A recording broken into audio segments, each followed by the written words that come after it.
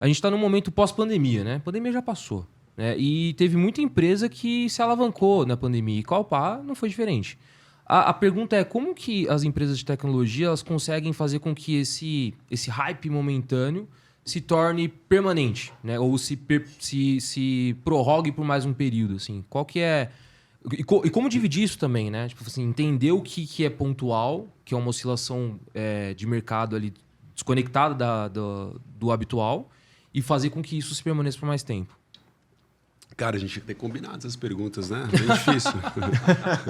Mas vamos lá, cara. Eu acho que são duas situações assim que a gente tem que ver. O primeiro é quando são situações de empresas que criaram negócios e aproveitaram o momento de mercado da pandemia em si, né, que aconteceu, que foi uma fatalidade e tudo mais, para conseguir rodar o negócio em si.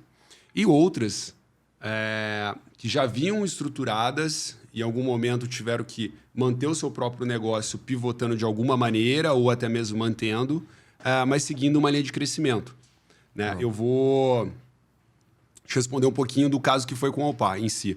A gente já vem numa linha de crescimento já há muito tempo. Então, assim, a Alpá tem 10 anos de mercado e a gente consegue ter uma linha de crescimento de 50% a 100% desde o início da empresa em si. Então, não foi algo que a gente alavancou na pandemia. A gente vem numa linha de crescimento há muito tempo, né? Então, a gente, nos 3 primeiros anos de empresa, a gente se estruturou, a gente montou cultura, a gente montou uma questão de preparação para suportar um crescimento. A partir ali de 2015, mais ou menos, a gente saiu mais forte para o mercado para crescer. Então, a gente vem crescendo desde 2015. A pandemia em si, num primeiro momento, cara, foi um terror, né? Porque, assim, tinha muita empresa que a gente atendia que ela, por exemplo, do ramo do turismo, da noite para o dia, um corte de 60% no faturamento, por exemplo, redução de pessoas. A primeira coisa que a gente pensa é, para a empresa em si tem uma redução, claro, é ruim, questão de meta e tudo mais, mas a empresa, ela é uma... a gente consegue ter uma segmentação de negócios em si, né? Então, isso não ia trazer um problema tão grande, porém, a gente tinha uma equipe muito grande ali, a gente pensando nas pessoas em si, a gente, cara, como que a gente vai fazer isso? A gente está falando, de uma situação que a gente está podendo sair de casa e, ao mesmo tempo, a gente está falando de uma equipe de 80 pessoas, 90 pessoas, o que a gente vai fazer? Né? E foi um momento bem interessante, que a gente ficou 3 noites seguidas, assim, trabalhando, pensando em como estruturar. E o que a gente identificou naquele momento? Né? Um pouco do que você falou. Quais seriam as indústrias ou quais seriam os movimentos que iriam se beneficiar, né? Se pode dizer essa palavra, mas daquela situação em si, ou ter uma necessidade de mais tecnologia. E o que a gente fez? A gente começou a puxar essas empresas de uma questão, cara, tenho aqui essas oportunidades, tenho esses profissionais, eu tenho essa visão de projeto e tudo mais, para o quê? Para que a gente conseguisse transferir daquelas indústrias que estavam sendo afetadas pela pandemia para as indústrias que começaram a evoluir. Por exemplo, financeiro evoluiu muito. Varejo, querendo ou não, apesar de ter as lojas fechadas, na parte de tecnologia evoluiu muito. A gente tem um exemplo ali de formas de vender pelo WhatsApp, mesmo assim, empresas de entrega, de delivery. Né? Sim. Antes era só uma faixa etária que utilizava esses aplicativos, né? Táxis mesmo e tudo mais. De repente, desde criança até idosos passaram a utilizar de uma forma natural esses aplicativos. Né? Então, a gente começou a olhar e falou, vamos ser mais estratégico nesse ponto. Aí, então, respondendo a questão que você falou, né? Nesse momento, o que a gente fez? A gente pivotou algumas áreas para as áreas que iam utilizar. No momento pós-pandemia, que é o que a gente está agora, qual que é o sentido? Aquelas indústrias que investiram muito, elas vão deixar de investir. Elas vão dar uma diminuída. É o que está acontecendo agora. Vários layoffs estão acontecendo e tudo mais. Só que se você olha o número de contratações antes da pandemia ou durante a pandemia, você tem um número muito mais alto do que esses próprios layoffs que estão acontecendo. Então, a gente continua tendo contratações, continua tendo evoluções. A diferença é que as empresas estão ficando mais enxutas, atrás de resultado, né? Porque teve muito investimento naquele momento. Mas, por outro lado, tem empresas que seguraram durante a pandemia. E essas empresas que seguraram ali, que sobreviveram e têm investimento agora, elas estão voltando numa questão de, tenho que também correr atrás do prejuízo e vou investir em tecnologia. Então, também tem esse outro lado. Então, agora inverter um pouco a situação. Vamos manter essas que evoluíram e vamos começar a voltar a olhar para aquelas indústrias que seguraram o investimento naqueles momentos. A gente tem hoje uma retração ali forte, né, de investimento e tudo mais, mas não é devido... Agora é devido a várias situações, né, que o Brasil passou, questão de política, questão de guerra, guerra da Rússia, da Ucrânia. Europa e Estados Unidos não estão indo bem. Então, assim, tem vários caminhos ali que estão fazendo que tenham segurando um pouco. Mas dentro da empresa hoje, quando a gente olha para o lado comercial, a gente vê que já está voltando um movimento mais forte. Então, do nosso lado, para manter, né, é voltar a olhar para aquelas indústrias que vão voltar a contratar, pegar no mercado de quem está contratando e olhar para frente como tá olhando os outros, ou como estão se comportando outros países com mais dinheiro, mais ricos, no que eles estão investindo, que o Brasil também vai seguir na mesma linha. E aí que é o X da questão. Eu vejo que muitas empresas ainda têm esse preconceito sobre colocar o funcionário de home office e ter a certeza que ele está trabalhando. E aí, como que a OPA se estruturou nesse aspecto? Pegando o ganchinho do home office aqui, claro, que a gente está falando, como que a OPA se adaptou nesse aspecto de também não fazer marcação cerrada, ligar pro funcionário de meia hora. E aí, mano, como você tá? Como você tá? E aí? Mas cara, também não relaxar. Microgerenciamento, você diz, né? Exatamente. Ficar... Cara, é um assunto bem complexo, né? Porque ao mesmo tempo que você tem pessoas sérias trabalhando, que aí realmente tá ali, mesmo que de pijama ou de shorts, ele tá ali trabalhando de verdade. Você tem outras pessoas que, a gente teve vários casos, que não estão trabalhando ou estão trabalhando para outras empresas, né? Então, assim, acontece casos desse que, infelizmente, é do ser humano ali querer levar vantagem ou alguma coisa do tipo, né? A forma que a gente adaptou, e era o que a gente sempre usava, porque fazendo uma reflexão aqui, né, de como era antigamente dentro do escritório, também existia problema de performance. A diferença é que o cara só estava no escritório. Mas o cara levantava toda hora, o cara ficava no Messenger, o cara ficava no WhatsApp, o cara ficava mandando... fazendo qualquer outra coisa que não fosse trabalhar de verdade, né? Então, assim... mas ele estava ali no escritório de corpo, né? Então, o que é a forma como a gente sempre fez, e aqui, fazendo um link na outra pergunta, que a gente utilizou, é a performance em si.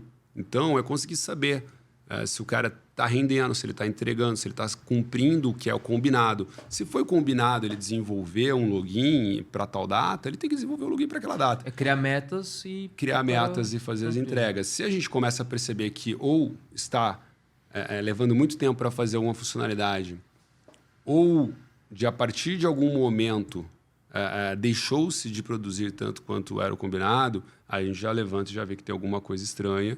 Aí o gestor do projeto em si vai conversar com a pessoa para tentar entender o que está acontecendo, né? Se é um problema de equipe, se é um problema realmente técnico, se é um problema pessoal, e aí tentar direcionar para ver o que acontece. Já tivemos várias situações dessa, e eu acho que é um negócio que sempre vai existir, tanto no home office quanto no in loco.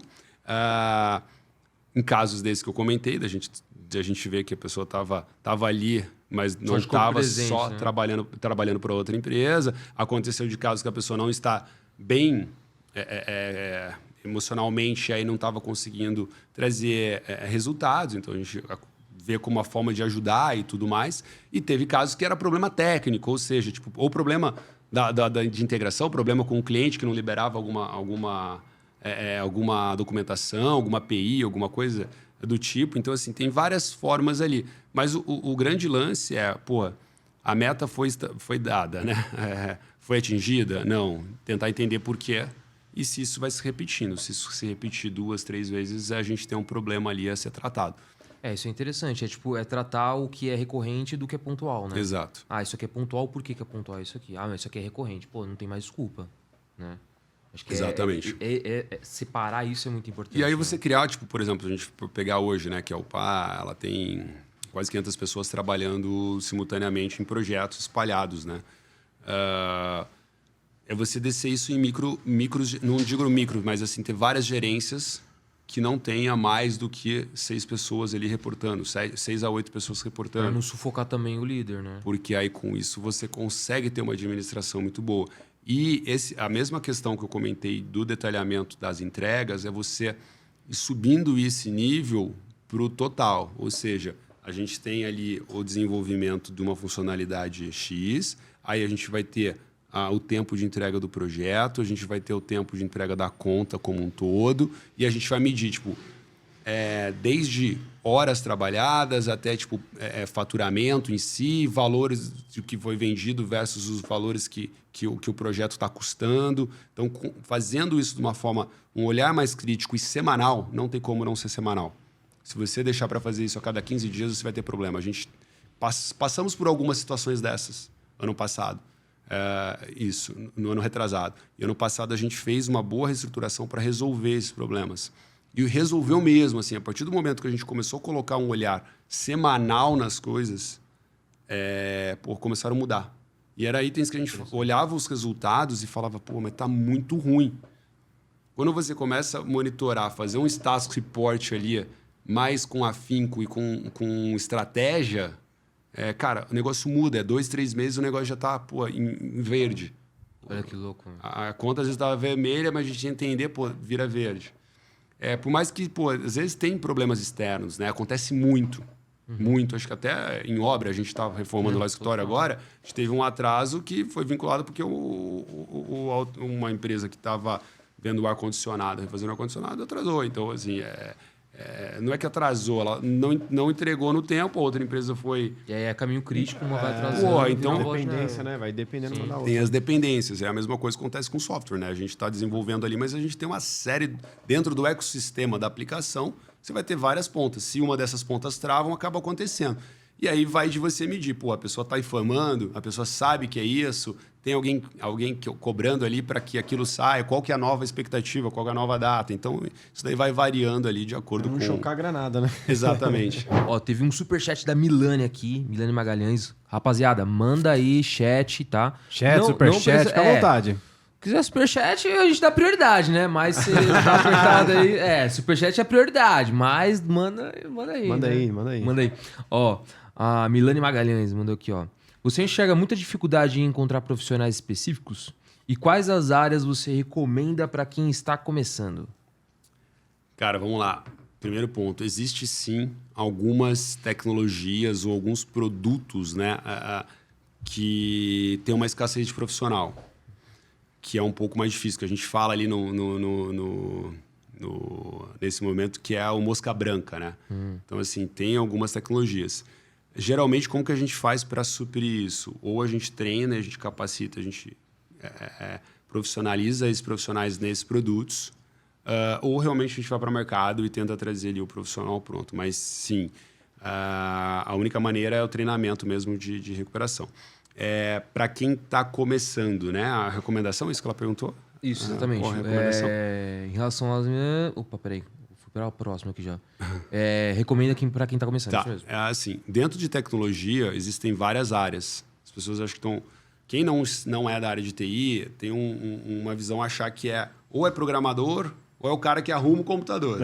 Eu sou desse. Que é o livro do computador, né? Formata aqui pra mim, né? Tipo... O Heitor é o cara que mexe no meu Instagram.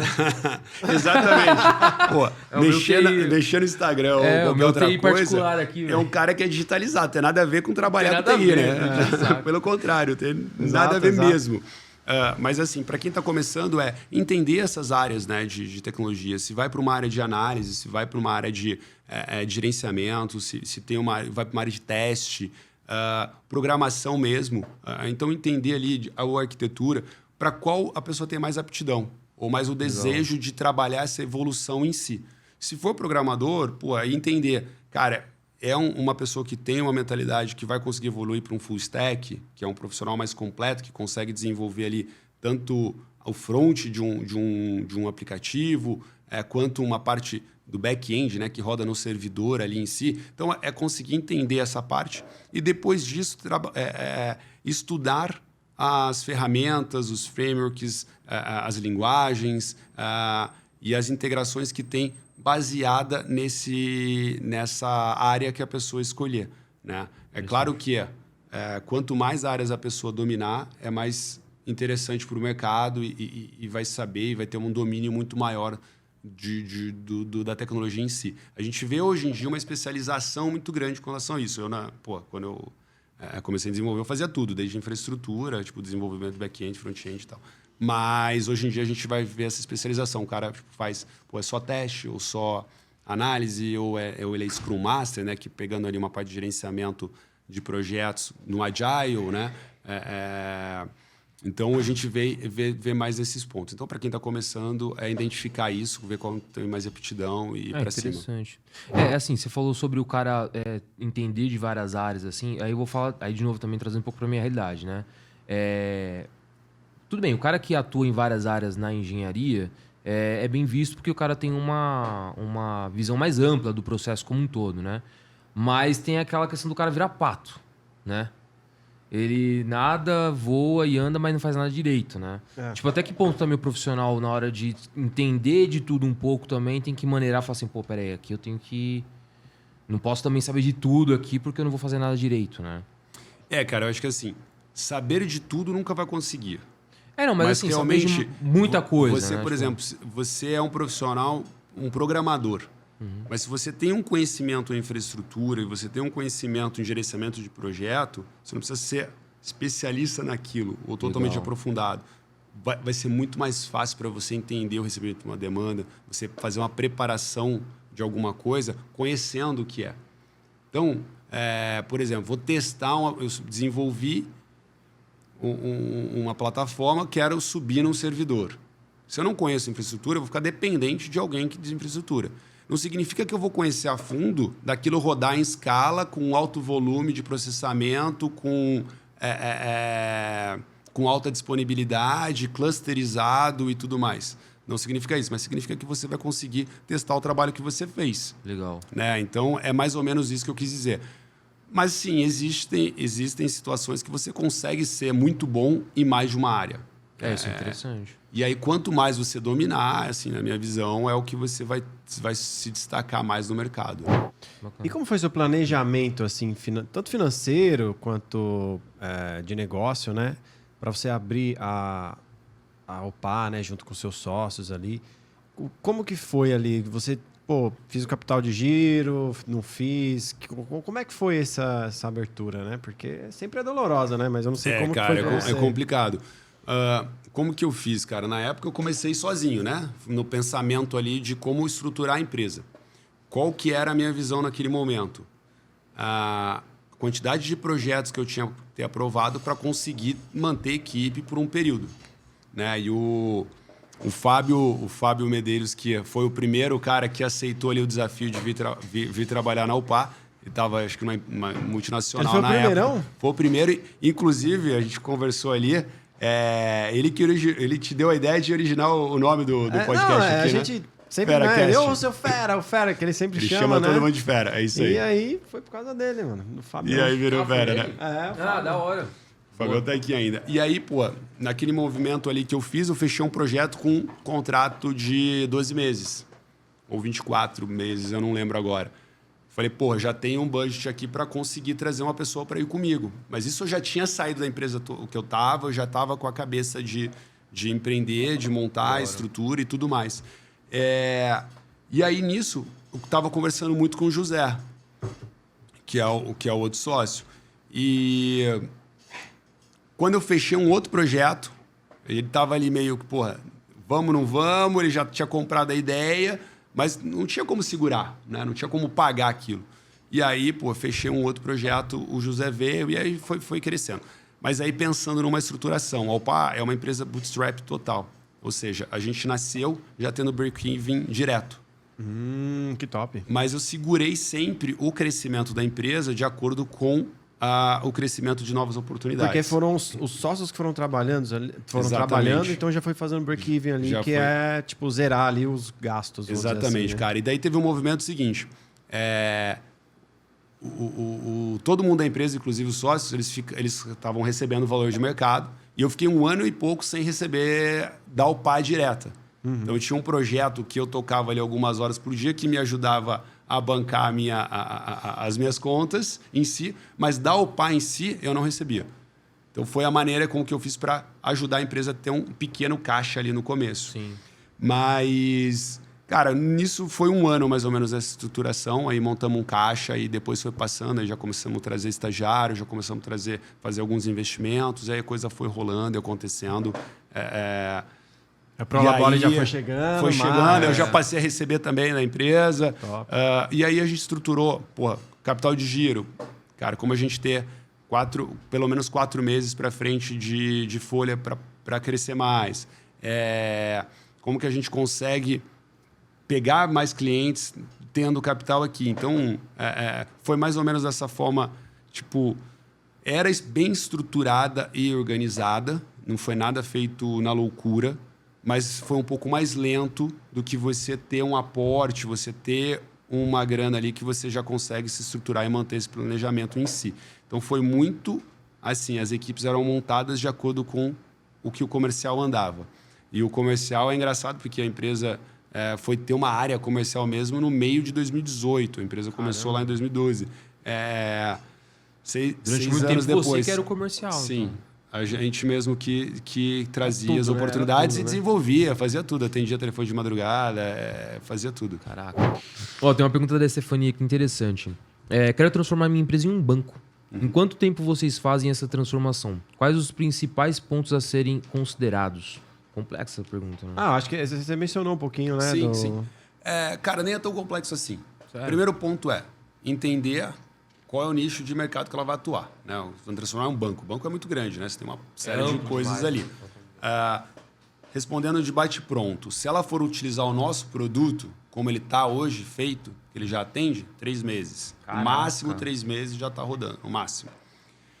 Porque às vezes leva um pouco mais de tempo, porque a pessoa fala, cara, eu tenho aqui uma experiência do usuário diferente, eu quero integrar com esse outro sistema. Então, existe um desenvolvimento customizado para aquela ação. Então, precisaria entender o que ela quer transformar em banco em si para gerar esse ponto. Então, assim, 3 meses, de 3 a 6 meses você cria, já está soltando no mercado. Aí ela perguntou Quais os principais pontos a serem considerados? Sim.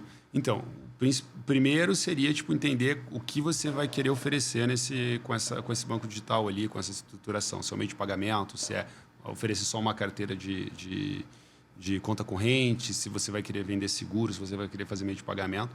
E aí, em cada item desse, você criar essa estruturação ali no teu aplicativo. Aí vem um segundo ponto. Você realmente quer ser um banco ou você quer ser um canal para o teu usuário, para o teu cliente e tal? Por quê? Porque aí, se você não quer ser um banco, ter a burocracia de um banco, você pode associar um banco liquidante. Então, assim, você pega um banco tradicional, como o Banco Votorantim, um BS2, Fitbank, que são esses bancos mais digitais agora, que eles oferecem API. Então, você pluga a tua camada, né, o teu canal bancário, mas utiliza a burocracia com o Bacen, da regulamentação, com esse outro banco. Você não precisa se preocupar com isso. Agora, criei volume, vou me regulamentar, aí você tem que fazer um projeto, um plano de negócio, da entrada para o Bacen para se homologar como uma sociedade de crédito, sociedade de crédito direto, ou uma IP, né, que é uma instituição de pagamento. E quando faz essa ponte aí, né, com algum banco já existente, eles também oferecem ali a parte da segurança? Tipo, envolve isso para, sei lá, algum fraudador, alguma coisa assim? Quando é utilizado isso, envolve ou não? Tem o banco. Quem for o banco liquidante que for falar com você, ele vai ter que oferecer toda a parte de segurança destinada ao que ele está oferecendo. Se ele vai oferecer API, as APIs que eles vão oferecer têm que seguir a segurança. Do nosso lado aqui na parte do canal, a gente tem que se preocupar com a parte do canal que vai falar com essas APIs. Né? Então, existe sim essa questão de segurança dos dois lados. Vai de acordo com a competência e a entrega de cada um. Mas sim, eles têm que garantir essa segurança também. Só um ganchinho aqui, né? E o metaverso? Isso aí morreu? Vai para frente? Não vai? Porque deu uma miada aí, parece, né? Cara, o metaverso em si, na verdade, ele é um conceito que existe, né? Ele vai ser necessário, mas é uma evolução que vem junto com outras situações, né? O metaverso, na verdade, ele é o contexto de você misturar o físico com o digital. A gente faz muito isso assim já, né? A diferença é que a gente não tem um holograma ali, não tem um conceito de um robô e tal. Mas a gente entra muito dentro do digital hoje. Só que eu acho que nessa onda que rolou, né, até a mesma Meta mesmo se colocando ali, né, o Facebook em si, começou a gerar uma imagem do que é o metaverso diferente do que ele é. Então as pessoas começaram a enxergar o metaverso de uma forma que não vai ser assim por enquanto, né? Então, acho que por isso que deu uma freada em si na questão do metaverso. Você acha que os caras pintaram muito Black Mirror ali e não é tudo isso? Mais ou menos. Eu acho que assim, o Black Mirror em si, ele falava de uma série de situações, né? Né? Tem alguns episódios do Black Mirror que põem um metaverso ali, né? Tipo, sim. Você vê que a pessoa realmente mas fica imersa ali e viaja. Não, ali pra caralho. Faz pra assim caralho. no olho lá e tal. Tem Pô, o cara tem um HD no olho, né? Bizarro. Mas assim, por exemplo, na minha visão, acho que quando o momento que você está aqui numa interface, por exemplo, do WhatsApp, você mergulha naquele momento, você esquece tudo que você está aqui. Você começa a viver a tua vida ali, conversando com outra pessoa que está em outro lugar, isso daí você entrou no metaverso e você está vivendo ali no digital. Você está fazendo a tua vida ali. Né? Se você estiver aqui, estiver no Havaí, estiver em qualquer outro lugar, você está fazendo aquela coisa usando essa ponte. O próprio videogame também, né? Tipo, a gente jogando um videogame num que mapa aberto. a diferença online. do videogame é que você está jogando uma parada que não existe, né? No metaverso em si, você está realmente fazendo aquilo que existe ou para uma ligação com o mundo real. Né? Então, o videogame é uma forma de você criar uma contextualização ali do teu avatar e tal, né? Começou lá, que, tipo, na verdade, assim, o conceito que deu foi com o Second Life, né? Que, tipo... Pô, eu lembro quando eu comecei a fazer a faculdade, eu desenvolvi uns scripts pro Second Life. Tipo, pô, todo mundo achava, caralho, que maneiro, mas ninguém tinha ideia da proporção que ia virar aquilo, né? Então, eu acho que é muito mais assim, a gente pensar em sair da nossa figura física e entrar para uma figura digital ali, pensando num avatar. Mas não é só isso o metaverso em si, né? Eu vi algumas construtoras, aí puxando um pouco também pro meu lado, eu vi algumas construtoras fazendo empreendimentos no metaverso. Mas é empreendimentos para lançamento. Então, tipo, hoje você vai entrar fazer um tour virtual num apartamento, como que você faz? Você entra no decorado, né? São fotos decoradas, aquela coisa estática. Você vai conseguir, claro, dar um giro de 360 e tudo mais. Aí você clica, vai para a próxima imagem, para o próximo ambiente. Sim. Nesse que eu vi, não. Você, tipo, realmente tinha um avatar e esse avatar transitava no condomínio. Então, tipo, entrava no salão de festas, aí saía, ia andando até a quadra, voltava... Então, talvez os caras vão... Porque hoje, quando se fala de metaverso, algumas pessoas pensam muito em entretenimento também e tal. E, às vezes, você trabalhar dentro de algo pequeno, como um condomínio, você tá dentro de um... Galera do conteúdo adulto aí vai ter trabalho pra fazer o negócio parecer real, hein? Pro metaverso? Isso aí vai dar trabalho. Mas, assim, nessa parte que você comentou do condomínio e tal, já existem, tanto numa parte mais para educação e também de atendimento de clínica médica, muito um investimento meio segmentado nisso, para que o paciente ou o estudante tenha uma experiência ali dentro do metaverso de uma forma mais facilitada.